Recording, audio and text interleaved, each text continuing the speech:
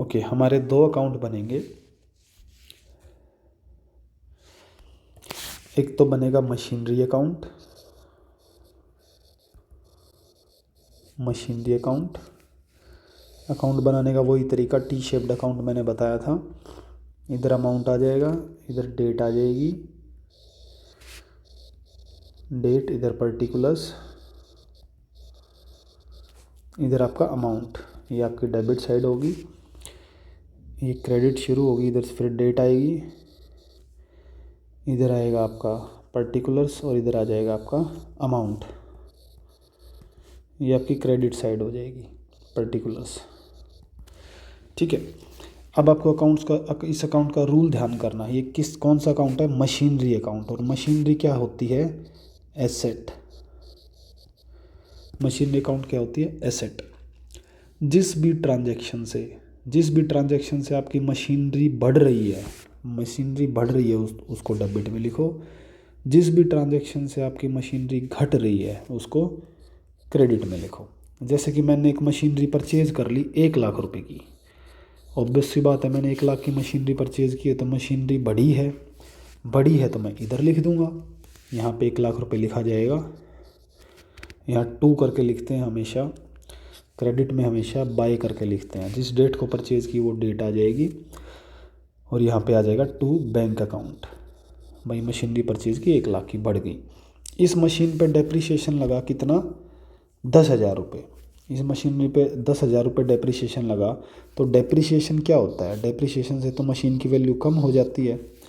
तो अगर डेप्रिसिएशन लगा तो हम यहाँ पे लिखेंगे बाय डेप्रिसिएशन अकाउंट और 10,000 रुपये। ठीक है। अब मान लो कोई मशीनरी हमने सेल कर दी, बेच दी। अब बेचने से फिर से मशीन की वैल्यू क्या हो जाएगी? कम हो जाएगी। तो यहाँ आ जाएगा, यहाँ पे आएगा बाय बैंक अकाउंट। कोई मशीनरी परचेज करेंगे तो इधर आएगा। तो बिल्कुल सिंपल रूल है, जिस भी ट्रांजैक्शन से आपकी मशीनरी बढ़ रही है उसको डेबिट करो, जिस भी ट्रांजैक्शन से कम हो रही है उसको क्रेडिट करो। और ज़्यादा क्लियर हो जाएगा जब हम इलस्ट्रेशन करेंगे। दूसरा अकाउंट बनेगा आपका डेप्रिसिएशन अकाउंट। डेप्रिसिएशन अकाउंट वही कॉलम बनेंगे अपने, date, particulars and amount. Date, particulars and amount. ये आपकी डेबिट साइड हो जाएगी, ये क्रेडिट साइड हो जाएगी। डेप्रिसिएशन क्या होता है? डेप्रिसिएशन हमारे लिए क्या होता है? खर्चा या लॉस। खर्चा या लॉस। तो डेप्रिसिएशन हमारे लिए खर्चा है, तो उसमें क्या, कौन सा रूल लगेगा कि जब भी डेप्रिसिएशन बढ़ेगा उसको हम डेबिट करेंगे, जब भी और वाइस वर्सा क्रेडिट। तो डेबिट करेंगे हम जब भी डेप्रिसिएशन लगेगा। नॉमिनल अकाउंट का रूल आपको ध्यान होगा। नॉमिनल अकाउंट्स क्या कहते हैं कि debit all the expenses and losses. सारे एक्सपेंसेस लॉसेस को डेबिट करो और इनकम एंड गेंस को आप क्रेडिट करो। तो क्योंकि ये डेप्रिसिएशन है, हमारे लिए लॉस है, हमारे लिए नुकसान है, तो जब भी डेप्रिसिएशन लगेगा हम उसको डेबिट करेंगे। ठीक है। तो ये सिंपल से 2 रूल आपको ध्यान रखने हैं। हम इलस्ट्रेशन पढ़ते हैं, इलस्ट्रेशन को समझते हैं और फिर हम एक क्वेश्चन करते हैं जिससे और क्लियरिटी आ जाएगी। देखो, ये इलस्ट्रेशन नंबर 3 है। Ram Bros purchase a machine on 1 October 2016। Machine कब परचेज़ की है? 1 अक्टूबर 2016। हमें पता है कि हमारा फाइनेंशियल जो ईयर है, फाइनेंशियल ईयर मैंने कई बार समझा रखा है, कब शुरू होता है? 1 अप्रैल को, और ख़त्म कब होता है? 31 मार्च को। ठीक है। भाई साहब ने बीच में मशीन परचेज़ की है, साल के शुरू में परचेज़ नहीं की, अक्टूबर में। ठीक है। एट ए कॉस्ट ऑफ ₹1,50,000, 1,50,000 की मशीन परचेज़ की है। एंड स्पेंड 10,000 ऑन इस इंस्टॉलेशन। तो हुआ क्या है, एक मशीन परचेज़ हुई है। कॉस्ट ऑफ मशीनरी क्या है यहाँ पे? Cost of machine, cost of machine है आपकी, okay wait, cost of machine है आपकी 1,50,000। उस पर आपने इंस्टॉलेशन पे खर्चा किया है, इंस्टॉल करवाया है कि उसने कितने पैसे लिए? 10,000 रुपये। तो मैंने बताया था इंस्टॉलेशन का खर्चा भी मशीन की कॉस्ट में ही ऐड करना है, तो मैं यहाँ पे मशीन की कॉस्ट कितनी होगी, 1,60,000 रुपये। So this is the cost of machinery जो हम अपने अकाउंट्स में दिखाएंगे, ये चीज़ आपको याद रखनी है। उसके बाद बोला हुआ है उसने, द रियलाइजेबल वैल्यू और scrap value at the end of its estimated usual life is 10 years. उसने उस मशीन की लाइफ को कितना बताया है, 10 ईयर्स। ठीक है, हमारे पास मशीन की कॉस्ट भी आ गई, हमारे पास उसकी लाइफ भी आ गई, हमें स्क्रैप और वैल्यू और चाहिए। स्क्रैप वैल्यू, स्क्रैप वैल्यू कितनी बताई है भाई उसने, उसने स्क्रैप वैल्यू बताई है 10,000। ठीक है, the books are close on 31 March. जो हम अपने अकाउंट्स बंद करते हैं, क्लोज करते हैं, कब करते हैं, 31 मार्च को। वो तो हमें पता ही है, 1 अप्रैल को शुरू होते हैं, 31 को ख़त्म होते हैं। इसने कहा है show machinery account and depreciation account for 3 years. 3 साल के लिए हमें कैलकुलेशन करके दिखाओ कि डेप्रिसिएशन कैसे लगेगा। और 2 अकाउंट बनाने, एक मशीनरी अकाउंट और एक डेप्रिसिएशन अकाउंट। पहले तो हमें ये कैलकुलेट करना है कि हर साल डेप्रिसिएशन कितना लगेगा। तो हमने अभी फार्मूला सीखा था, हर साल डेप्रिसिएशन कितना लगेगा। उसके लिए क्या करना होता है, पहले मशीन की कॉस्ट ले लो, ले ली, उसमें से आप क्या लेस करोगे, उसका स्क्रैप वैल्यू। स्क्रैप वैल्यू कितनी है, 10,000। स्क्रैप वैल्यू भी है, कॉस्ट ऑफ मशीनरी है, और डिवाइड करना था उसकी लाइफ से। लाइफ कितनी है, 10 ईयर्स। ठीक है, फिर से बता देता हूँ, ये कॉस्ट है, ये स्क्रैप वैल्यू है, और ये लाइफ है। तो ऊपर आ गया 1,50,000, नीचे आ गया 10, तो यहाँ पे आ गया 15,000। तो 15,000 क्या आ गया, 15,000 आ गया अमाउंट ऑफ डेप्रिसिएशन जो हमें हर साल लगाना है। हर साल डेप्रिसिएशन कितना लगेगा, 15,000। बिल्कुल सिंपल। ओके, यहाँ पे आप एक चीज़ देखो। ओके, 15,000 हमें मिल गया। ये डेप्रिसिएशन लगेगा पहले साल, ये ही डेप्रिसिएशन लगेगा दूसरे साल, ये ही डेप्रिसिएशन लगेगा 10th ईयर।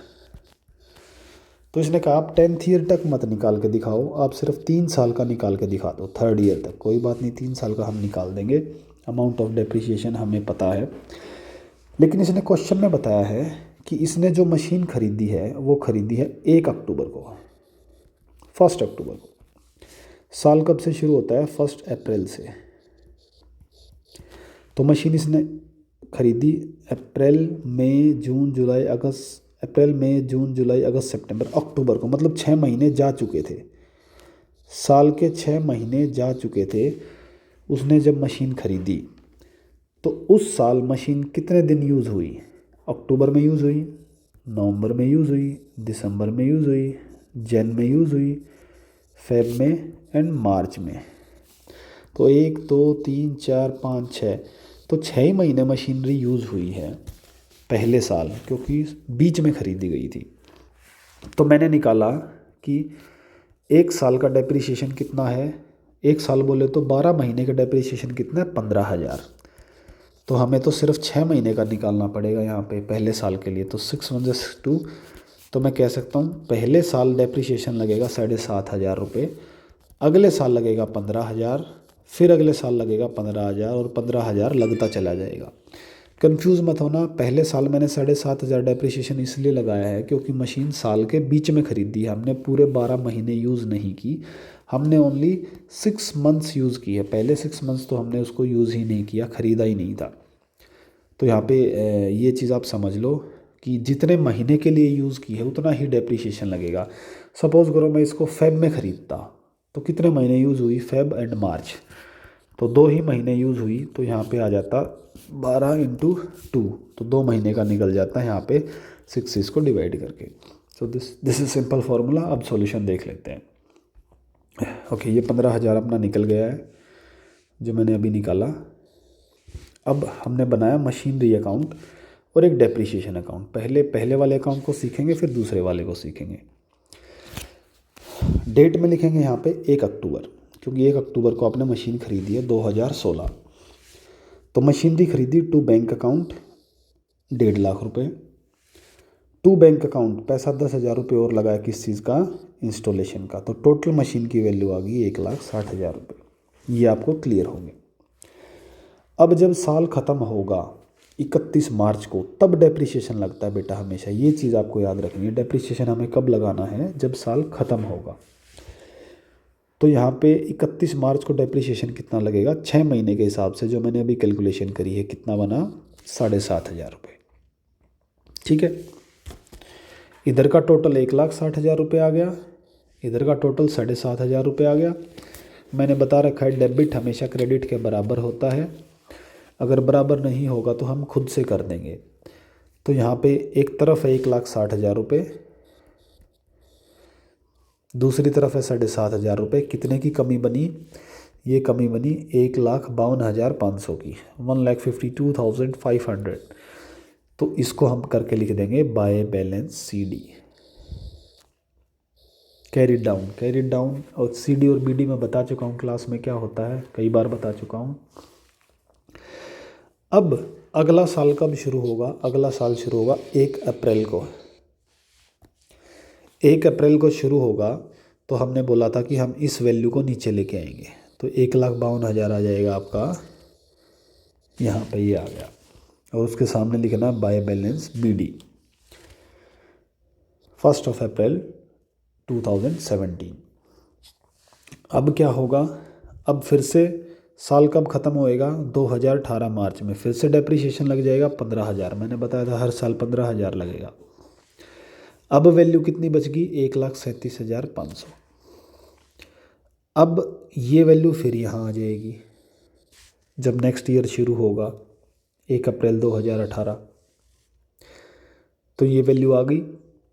अब जैसे ही फिर साल ख़त्म होगा 31 मार्च 2019, फिर से डेप्रिसिएशन लग जाएगा 15,000। अब वैल्यू कितनी बची, 1,22,500। फिर नया साल शुरू होगा, फिर ये वैल्यू आ जाएगी। तो बेटा ये साइकिल चलती रहेगी आपकी 10 साल तक। और क्योंकि क्वेश्चन में इसने बोला कि हमें सिर्फ और सिर्फ 3 साल तक का दिखाना है, तो हमने 3 साल तक का दिखा दिया। एक बार फिर से रिपीट कर देता हूँ, मशीनरी खरीदी, खर्चा आया वो इधर लिख दिया, डेप्रिसिएशन लगा वो इधर लिख दिया, दोनों के टोटल का जो डिफरेंस है वो इधर लिख दिया। जो टोटल का डिफरेंस है अगले साल वो यहाँ पे आ जाएगा, फिर से डेप्रिसिएशन लगेगा, फिर जो डिफरेंस है फिर यहाँ पे आ जाएगा, और ऐसे कंटिन्यू रहेगा। आप प्रैक्टिस करोगे तो आपको बिल्कुल क्लियर हो जाएगा, इट्स वेरी इजी। अब बात करते हैं नेक्स्ट अकाउंट की, जो है डेप्रिसिएशन अकाउंट।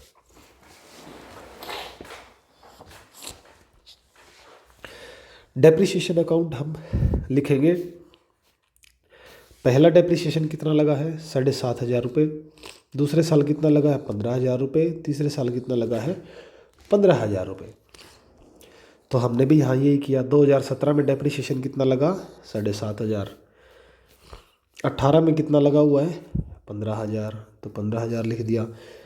19 में कितना लगा है, 15,000, तो यहाँ पे 15,000 लिख दिया। तो आपको यहाँ पे 2 मशीनरी करके जितना डेप्रिसिएशन लगा है वो लिख देना है।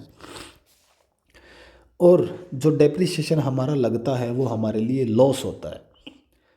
जो भी डेप्रिसिएशन हमारे लिए लगता है, क्योंकि हमारी एसेट की वैल्यू कम हो जाती है, और एसेट की वैल्यू कम होना हमारे लिए क्या है, लॉस है। तो हमें लॉस हुआ तो हमें क्या करना है, ये मान लो पहले साल का एग्जांपल लेके चलता हूँ। सिर्फ यहाँ तक की फिगर देखना बेटा, आप आगे मत देखना है, सिर्फ यहाँ तक का एक बार नज़र करो। ये फिगर्स को देखो, डेप्रिसिएशन लगा आपका 7,500 रुपये।